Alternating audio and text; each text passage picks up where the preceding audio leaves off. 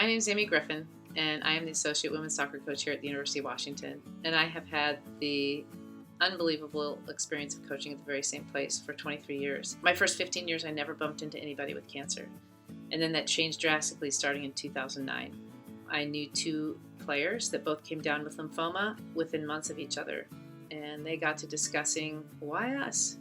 Why goalkeepers? And they said, well, what about those black dots? We're eating them, we're getting them in our eyes, we ingest that dust, it smells like a tire factory. So I went to learn about the components in the synthetic turf fields and learned that there were tires in the infield and that tires contain carcinogens that have been known to cause cancer, along with many, many other toxins. So as I'm thinking about this, my list of 2 players turned to 9, and then 12 and 15. Of those 15 people that I personally knew, 12 were goalkeepers.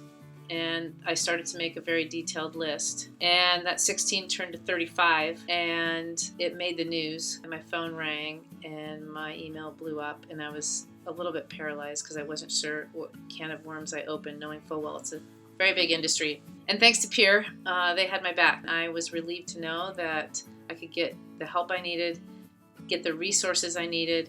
Since that time, the story's gone worldwide.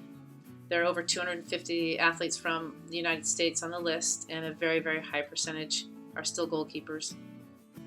Many communities have had such a positive change.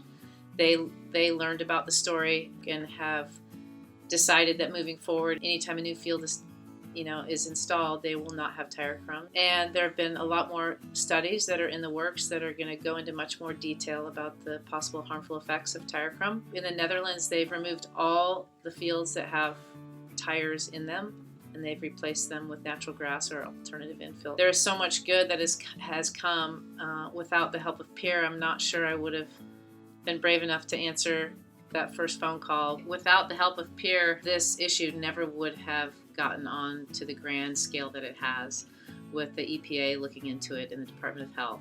Peer has, from every iron that's in the fire regarding this topic, from the environmental issues to the safety concerns, they have been able, with every question I've had, to have answers that have pointed me or others in the right direction. I'm really thankful that the story is out there and continuing to be told. When it comes down to it, we shouldn't have to be waiting for studies.